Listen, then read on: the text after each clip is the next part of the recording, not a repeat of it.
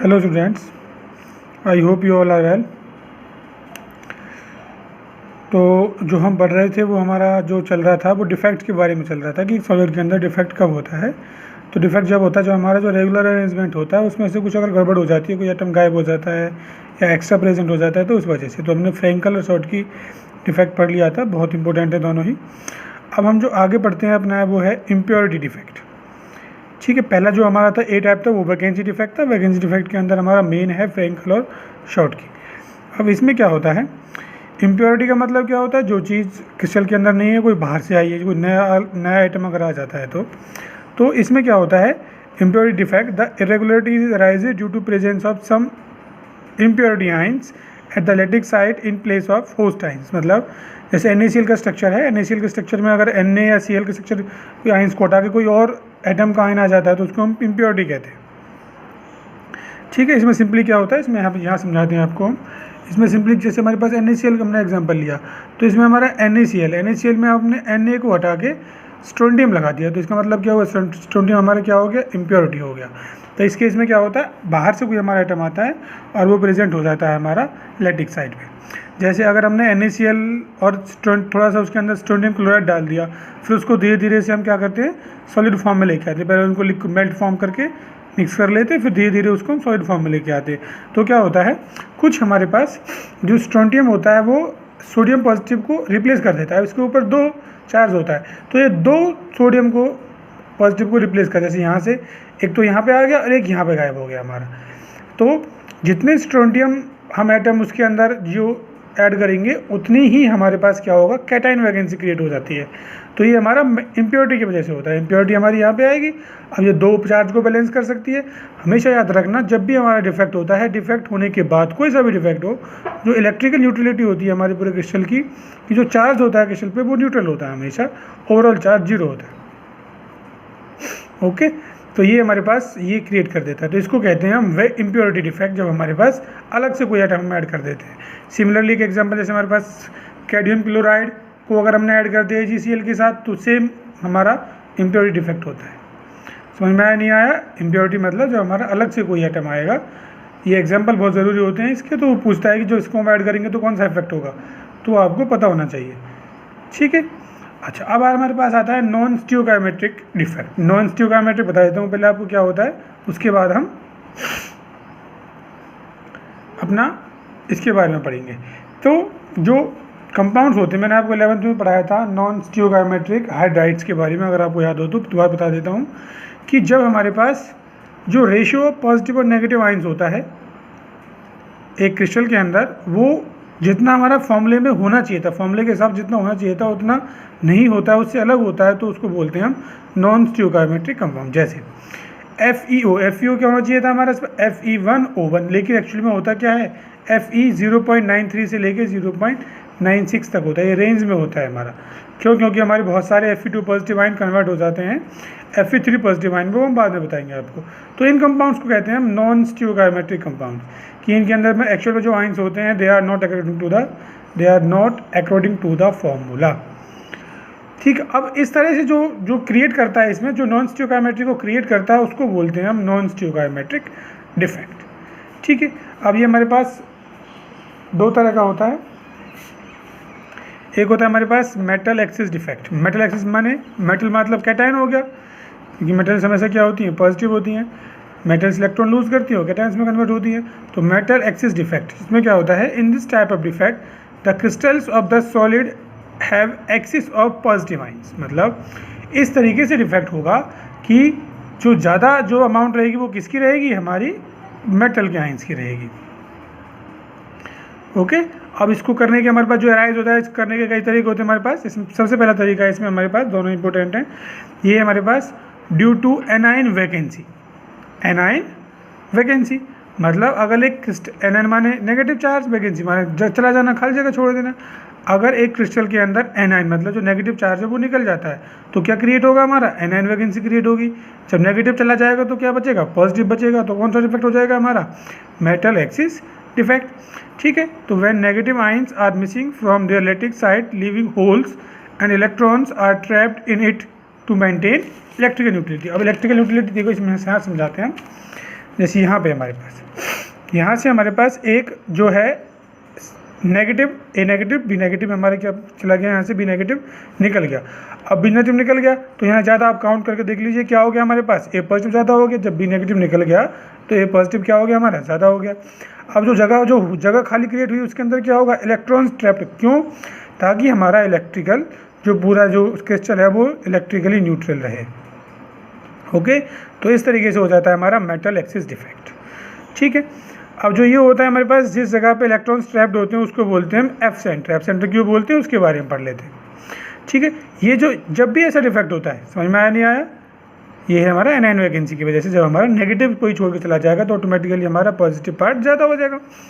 तो ये जो इस तरह के डिफेक्ट होते हैं उसमें फ्री इलेक्ट्रॉन प्रेजेंस होते हैं। और फ्री इलेक्ट्रॉन प्रेजेंस ये रहे हमारे पास, फ्री इलेक्ट्रॉन प्रेजेंट। अब इन फ्री इलेक्ट्रॉन प्रेजेंट होने की वजह से इस क्रिस्टल पे क्या हो जाता है, हमारा कलर आ जाता है। क्योंकि जब इलेक्ट्रॉन्स क्या करते हैं, लाइट को एब्जॉर्ब करते हैं, लाइट को एब्जॉर्ब और इमिट करते हैं, तो हमारे पास कलर निकलता है उसमें।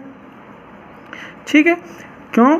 अब इसमें जो absorbing the light of suitable wavelength, क्योंकि जो इलेक्ट्रॉन्स हैं ये क्या करेंगे, हमारे कोई लाइट जो वेवलेंथ जो हमें विजिबल हो उस वेवलेंथ को एब्जॉर्ब करेंगे और हमारा पूरे क्रिस्टल पे कलर आ जाएगा। ठीक है, अब इस तरह से जो वैकेंसी डिफेक्ट होता है, ये जो मतलब जो हमारा जो वैकेंसी होती है, इलेक्ट्रॉन्स जो ऑक्यूपाइड करते हैं, इनको हम नाम देते हैं एफ सेंटर। एफ सेंटर क्यों नाम देते हैं? क्योंकि जर्मन में फारबेंस्टर का मतलब होता है कलर सेंटर, तो ये कलर सेंटर होता है। तो इस तरीके से इसको हम एफ सेंटर भी कहते हैं, कलर सेंटर या एफ सेंटर। एफ सेंटर किस वजह से? क्योंकि जर्मन में फारबेंस्टर को कहते हैं हम कलर सेंटर, इसलिए इसका नाम हो गया एफ सेंटर। बहुत इंपॉर्टेंट है F centre. F centre is responsible for colour. F centre की वजह से क्या होता है, हमारा कलर आता है क्रिस्टल के अंदर। ओके, अब एग्जांपल देख लेते हैं कि किस तरीके से होता है। जैसे हमारे पास NaCl है, समझना अच्छे से एग्जांपल को। ये हमारे पास NaCl, जब NaCl को हम हीट करते हैं, वैसे तो NaCl हमारा वाइट होता है एकदम। जब हम NaCl को हीट करते हैं, हीट कहाँ कर रहे हैं कि उसके चारों तरफ क्या है, सोडियम ही सोडियम है, सोडियम की वेपर्स है बहुत सारी। तो जब हम हीट करते हैं तो क्रिस्टल के अंदर जो Cl नेगेटिव होता है, क्रिस्टल के अंदर क्या है, Cl नेगेटिव, बाहर क्या है, न्यूट्रल Na। तो जो हमारे पास जो Cl नेगेटिव होता है वो हमारा डिफ्यूज़ हो क्रिस्टल के अंदर से निकल के उसके बाहर चला जाता है सरफेस पे, और सरफेस पे फिर वो क्या करता है, Cl नेगेटिव Na के साथ कंबाइन करता है। Na से इलेक्ट्रॉन निकल जाते हैं और Na बदल जाता है हमारा Na पॉजिटिव में। किस तरीके से बनता है हमारा NaCl? Cl नेगेटिव सरफेस पे जाएगा, सरफेस जब बाहर पूरे में वेपर्स हैं सोडियम की, तो वो उसके साथ कंबाइन करेगा न्यूट्रल Na के साथ, और Na को कन्वर्ट कर देगा हमारा, ये किस में कन्वर्ट कर देगा, Na बदल जाएगा हमारा Na पॉजिटिव और इलेक्ट्रॉन लूज कर देगा। ठीक है, तो NaCl बन जाएगा। अब जो इलेक्ट्रॉन्स रिमूव हुए हैं हमारे सोडियम एटम से, वो इलेक्ट्रॉन्स कहाँ पे आएंगे, जहाँ से हमारा क्लोरीन गया है, to balance the electrical neutrality. और इस तरीके से इसमें अंदर क्या हो गया हमारा, इस तरीके से अंदर हो गया हमारे पास एनायन वैकेंसी की वजह से मेटल एक्सिस डिफेक्ट। और इसका जो कलर होता है, अब जो कलर होता है हमारे NaCl का, अगर उसके अंदर मेटल एक्सिस डिफेक्ट होगा तो क्या हो जाएगा हमारे पास, येलो कलर का हो जाएगा। एक्चुअली में वो वाइट का होता है, लेकिन कैसा हो जाएगा हमारे पास, येलो कलर का हो जाएगा। सिमिलरली अगर लिथियम आयन ज़्यादा हो गया LiCl में तो वो कैसा हो जाएगा, पिंक हो जाएगा। सेम तरीके से हमारे पास। ओके, ठीक है, ऐसे एग्जांपल है। अगर पोटेशियम आयन ज़्यादा हो गया उसके अंदर, KCl के अंदर, तो क्या हो जाएगा हमारे पास, वो हमारा वॉयलेट हो जाएगा। अब ऐसे ही, अब जो दूसरा तरीका है इसमें मेटल एक्सिस डिफेक्ट करने का, वो है कि अगर हम एक्स्ट्रा कैटाइन ले आएँ, एनायन अपनी जगह से नहीं जाएगा, इस बार क्या आएगा, हम और कैटाइंस ले आएँ, और उन कैटाइंस को कहाँ रखेंगे, जगह तो कहीं है नहीं, जगह केवल कहाँ है, वाइट्स के अंदर। जो इंटरस्टिशियल साइट्स है तो वहाँ इंटरस्टिशियल साइट्स पे रख देते हैं। अब मैंने कहा था क्रिस्टल हमेशा कैसा होता है हमारा, एज ए न्यूट्रल होता है। तो पूरा न्यूट्रल करने के लिए क्या करते हैं, फिर हम दूसरी जो उसके आसपास की जो जगह वाइट्स होते हैं अदर, उन वाइट्स में क्या करते हैं, हम उन वाइट्स में फिर इलेक्ट्रॉन्स को रख देते हैं, उसमें इलेक्ट्रॉन्स चले जाते हैं। ओके, तो इस तरीके से जो क्रिएट होता है। अब क्या हो गया, अब भी हमारा मेटल आयन ज़्यादा हो गया। कौन सा इफेक्ट हो गया, ये मेटल एक्सिस डिफेक्ट। क्यों? क्योंकि एक्स्ट्रा मेटल आ गया। ठीक है, तो when extra cations occupy the interstitial site and electrons occupy the other interstitial site to maintain electrical neutrality, this creates a metal excess defect. ठीक है, ये हमारे पास एक्स्ट्रा कैटाइन आ गया ए पॉजिटिव, और ये हमारे पास इलेक्ट्रॉन्स आ गए to balance the electrical neutrality. तो ये हो गया हमारा। अब एग्जांपल क्या, जैसे ZnO होता है, ये हमारा इंपॉर्टेंट एग्जांपल है। जिंक ऑक्साइड वैसे वाइट होता है हमारा रूम टेम्परेचर पे, बट अगर इसको हम हीट कर दें तो ये येलो हो जाता है। येलो कैसे हो गया, इसके बारे में पढ़ लेते हैं, क्योंकि जब जैसे हम हीट करते हैं तो इसके अंदर से ऑक्सीजन रिमूव होता है और Zn2 पॉजिटिव आयन बनता है और इलेक्ट्रॉन बनते हैं। तो जब ऑक्सीजन निकल जाएगा तो हमारे पास क्या हो जाएगा, उसके अंदर एक्सेस हो जाएगा Zn2 पॉजिटिव, और एक्सेस Zn2 पॉजिटिव कहाँ जाएगा हमारे पास, इंटरस्टिशियल साइड्स में जाता है, और जो 2 इलेक्ट्रॉन्स निकले वो कहाँ पे जाएंगे हमारे पास, to balance electrical neutrality other sides में।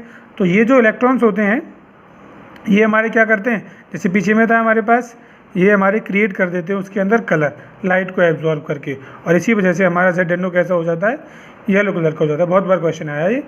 और जो फॉर्मूला होता है हमारा Zn2 का बिकम हो जाता है Zn1+x, क्योंकि कुछ हमारे एक्स्ट्रा Zn2 पॉजिटिव आ गए, तो फॉर्मूला क्या बन गया, Zn1+xo। ठीक है, तो ये हमारे पास हो गए मेटल एक्सिस डिफेक्ट। अब हम कल बाद, ये बड़ा ध्यान से पढ़ना, आपको समझना अच्छे से खूब, कई बार वीडियो देखो, कई बार पढ़ो, तब समझ में आएगा।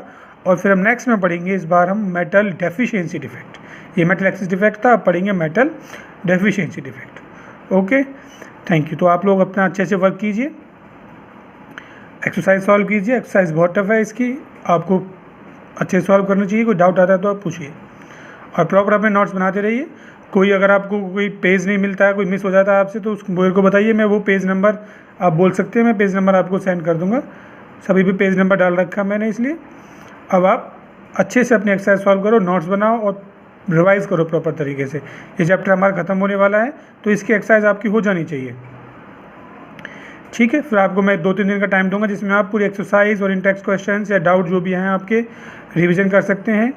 उसके बाद फिर हम नेक्स्ट चैप्टर स्टार्ट करेंगे।